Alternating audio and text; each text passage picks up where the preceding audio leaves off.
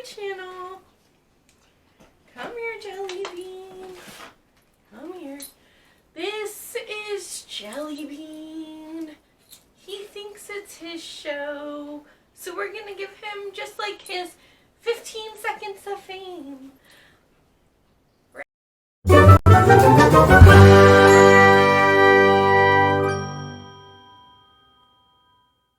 Right? Mwah. He'll probably jump back in pretty soon. You ready? You wanna go over there? Good boy. Today, I am giving you an all things Riley Sager guide. So just like a guide to Riley Sager and everything he's written up to this day. I think to do this properly, there are going to be spoilers, but I'm gonna kind of go over each book by itself in a big overview, and then at the end I'll go back and tell you my thoughts on all the spoilers. So you can stay for the first little bit. I'll let you know when spoilers are gonna happen. I'll even put it on the screen. I've been thinking a lot about how I wanted to do this, and I decided that I wanted to do my favorite up here down to my least favorite. Now, when I say least favorite, they're still 4-star books because Riley Sager is awesome. Them are 2 books are 5-star and 2 books are 4-star. Which is kind of fitting because I own 2 of his books, and these 2 are my 5-star books. So we're gonna start, I'm gonna tell you my favorites, and then we're gonna dive into talking about them. Then we're gonna go into spoilers. No, I'm gonna tell you where I think you should start if you're new to Riley Sager. And then we'll dive into spoilers. So, which is Final Girls. So this was his debut novel, and I just love it. So you follow Quinn, who is the survivor of her massacre. She survived this massacre that killed all of her friends while they were camping in this cabin in college. And she is now known as the Final Girl. It's 10 years later. She has 2 really close BFFs because they also are the only survivors of their own different massacres. And Sam are her best friends, but Lisa ends up committing suicide, but Quinn does not believe that she would do that because she's fought so hard to get to where she's at in life and to get past everything that happened to her just to end it like that. So it's kind of Quinn going on a mission to try and figure out what really happened to Lisa. Then there's this 3rd final girl named Sam, who they've never met in real life, but they've been talking online about, you know, being a survivor and things like this. And it just, this one to me has the most horror elements of any Riley Sager book. And I think that's why I really, really, really loved this. And the rest of his books are more thrillers or mystery thrillers. This one is just gore with maybe a little bit of thriller elements sprinkled in. Now, book number 2 that is almost as good as Final Girls, but not quite, is the other one that I own, which is The Last Time I Lied by Riley Sager. So, I'm going to be completely honest with you. I kind of read it, and I liked it. I enjoyed it a lot. Originally, I gave it 4 stars. Then, Amanda read it, and we were talking about it, and she got me so hyped up, and she was texting me the entire time, and she noticed things that I missed. So then I went back, and I didn't read the entire thing over, but I went and read different parts again, and I'm like, oh my gosh, now it makes sense. So I went and changed my rating to 5 stars because it is deserving of 5 stars. I might even reread it very soon, and I just finished it. This follows a group of girls at summer camp, and Emma, Vivian, Natalie, Allison are in a cabin together, and they play like 2 truths and a lie, and you kind of see who Vivian is. So Vivian's a lot older than Emma. Emma's 13. I think Vivian is 17, I believe. But you see them at summer camp. You start the book. You are following Emma, who is an artist in New York City. But she's been invited back to this camp where her friends, Vivian, Natalie, and Allison, went missing 8 years before that. Everyone in her cabin went missing, but she didn't. And she decides that since she was invited back to the camp, yeah, let's go do it and figure out what happened to her friends that many years ago. And I can't really tell you much more than that without spoilers. So it's set up for a great thriller. I thought it was more of a mystery, which is fine. It was great. It was like,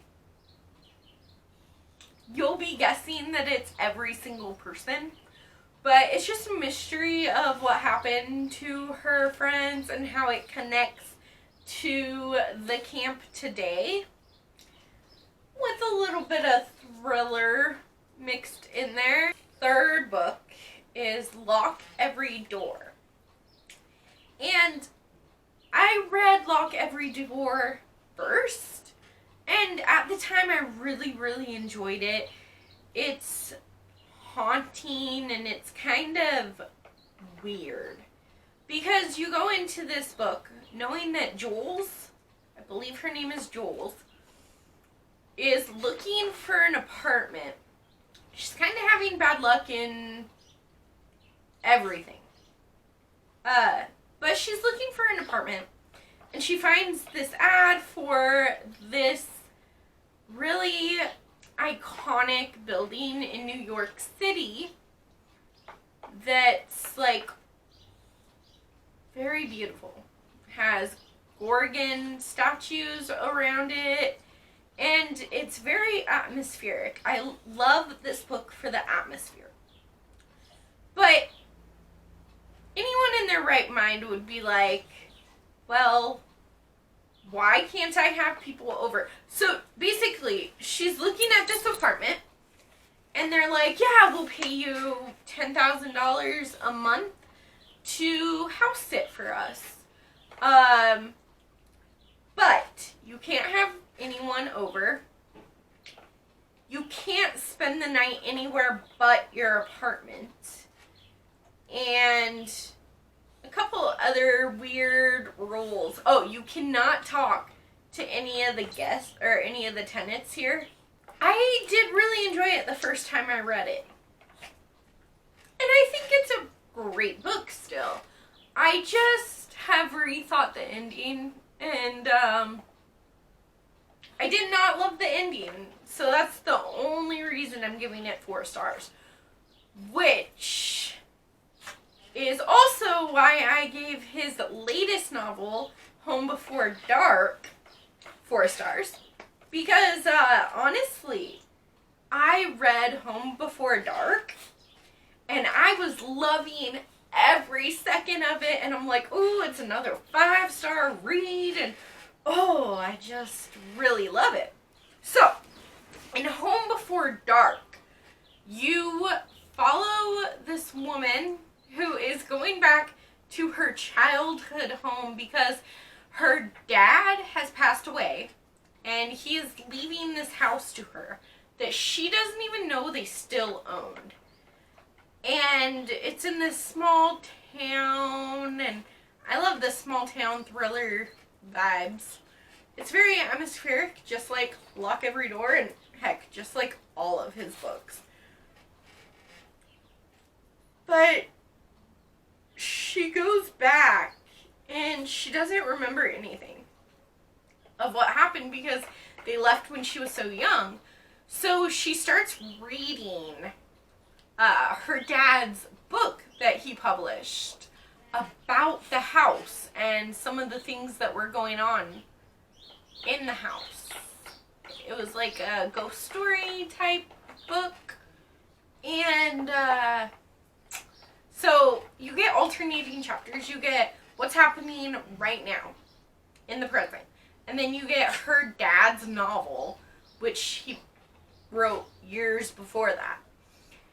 And they kind of converge to make this great story. I loved every second of it until the ending.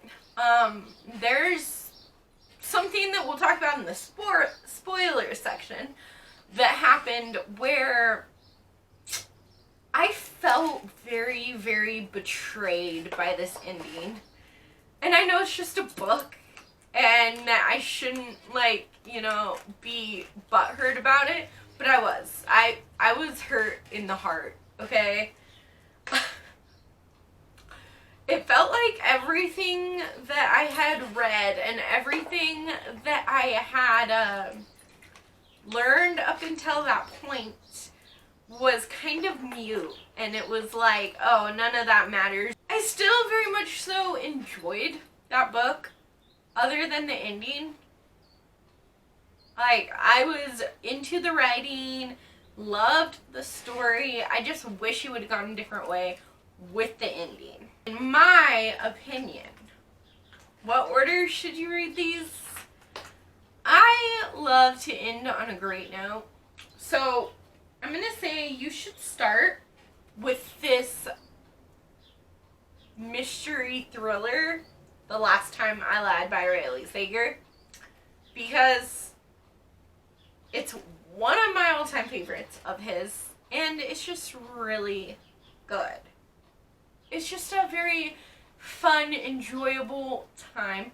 I would say I read this in the winter, but I think it would make a fun summer thriller. It would be perfect for summertime because it takes place at a summer camp, and it's just like almost like a cozy little mystery.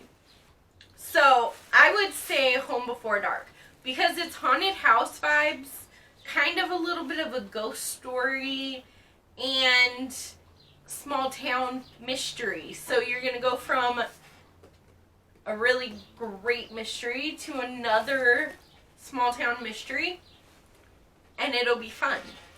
And then from Home Before Dark, I would go to Lock Every Door because you're still staying in the haunted house realm, and they have a lot of, similarities.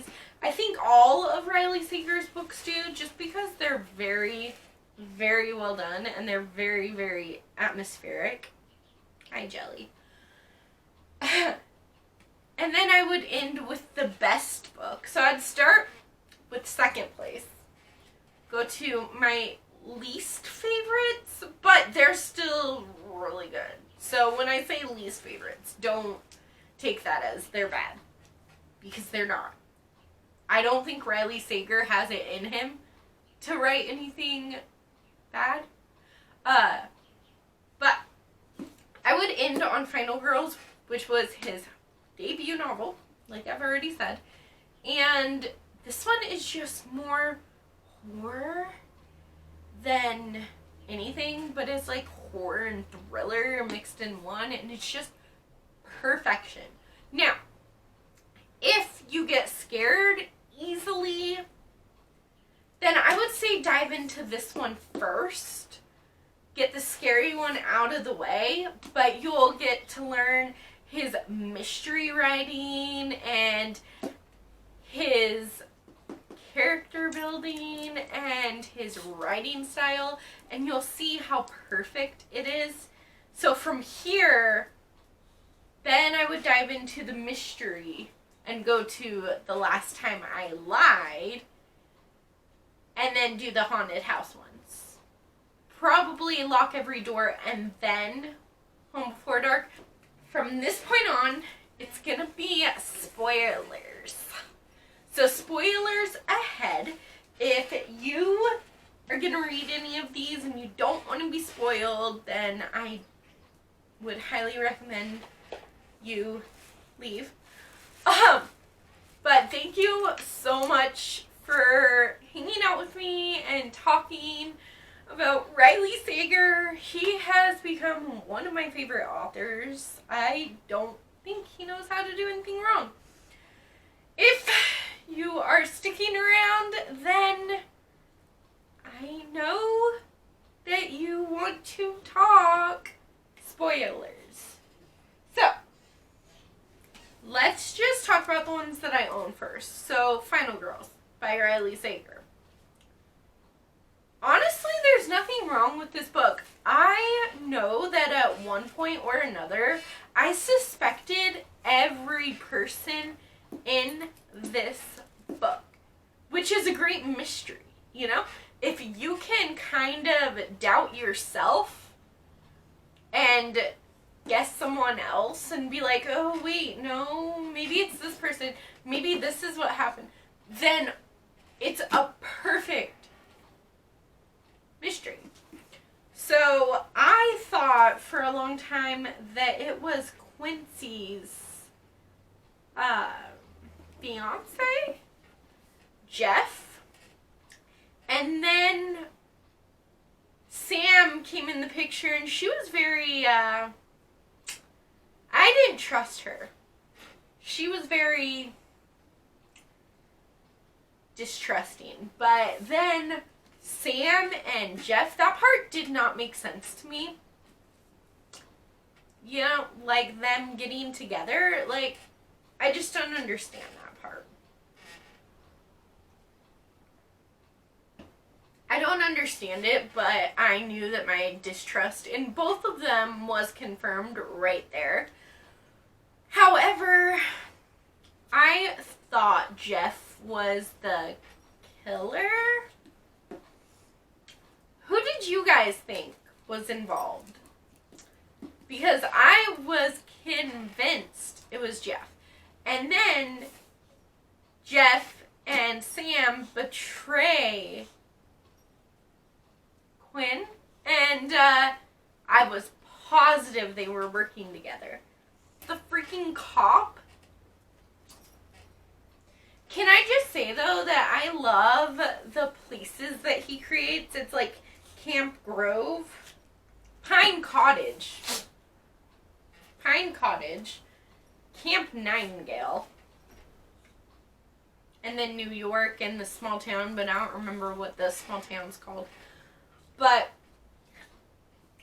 this one just blew my mind, and I honestly think it is his best book, his debut novel.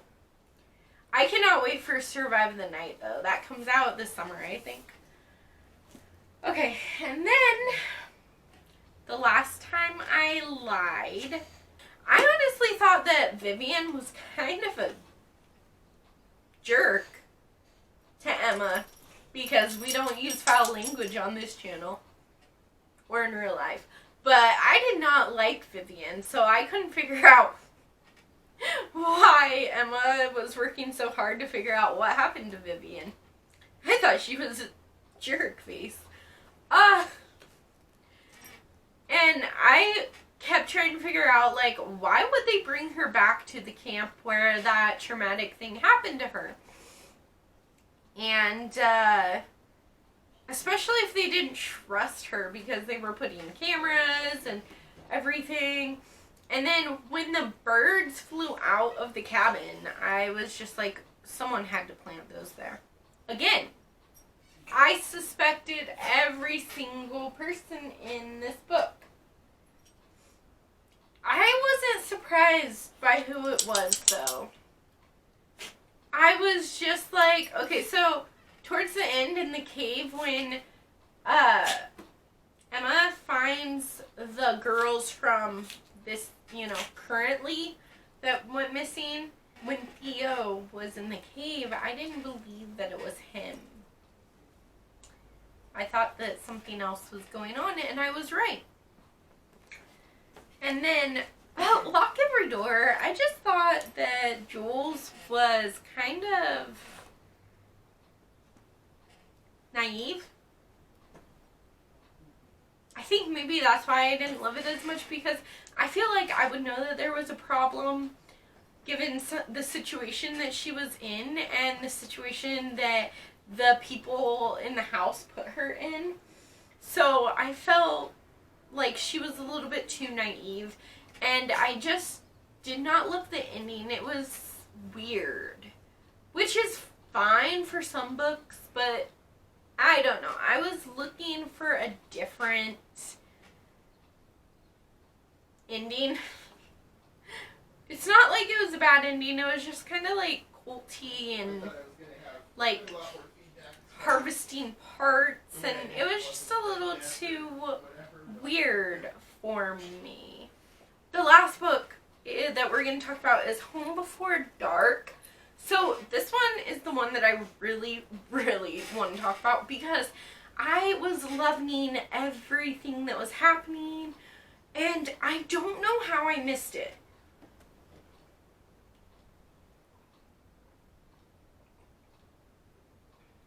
I don't know how I missed it because when Amanda read it, she was texting me her thoughts and her predictions, and I'm like, how in the world did you know that? Because she was saying things like, oh, I don't think it's really a ghost story. I think that someone was coming into her room or something like that. I don't remember exactly, but she hit it right on the nail. She hit the hammer right, and I was just like, how in the world? Like, I did not guess it at all. I thought it was so outside the realm of possibility. But the problem with this book, for me personally, is that I felt personally attacked by the ending of this book because I was so invested in this spooky story and I wanted some kind of epic ending. Like, when we thought that our main character had killed her friend and buried her body, or like put her body in the basement, I was happy with that ending. I loved it. It would have been 5 out of 5 stars. I thought the book could have ended right there and wrapped up perfectly with a little bow on top, which is how I wanted it to end. But then you read more, and that's not what happened. That's what her parents thought happened, but in reality, someone else went in and killed her friend, and it wasn't as entertaining. I hated it. It was all, I felt like I had been wrongfully enjoying the book. And that it was like, it was just a terrible ending in my opinion. It was like I had read that entire book just to be told, ha ha ha ha, you fell for it. It's a prank type of thing. And I would have much rather had the other ending. And I know that not everyone is going to agree with me. I know that Michael and Amanda love this book, and that's great. I'm happy for you guys. I gave it 4 stars. I love Riley Sager's writing. All of his books are very atmospheric, and I highly, highly recommend this author. Specifically, these 2 books. But his other 2 books, even though they're not on the same playing field as these 2, they are still very enjoyable. So I just highly recommend Riley Sager in general. But thank you guys for hanging out with me and ranting and raving about this author. I hope you enjoyed this video. Please give it a big thumbs up. Don't forget to subscribe to my channel. If you like this guide to Riley Sager, let me know in the comments below, and I'll do more guide to Casey West, guide to Amy Reed, guide to Natalie D. Richards, you know, guide to horror if you're not a horror fan, guide to thrillers, guide to, you know, you get it. We'll just do a guide to series. If you are interested, please let me know in the comments below.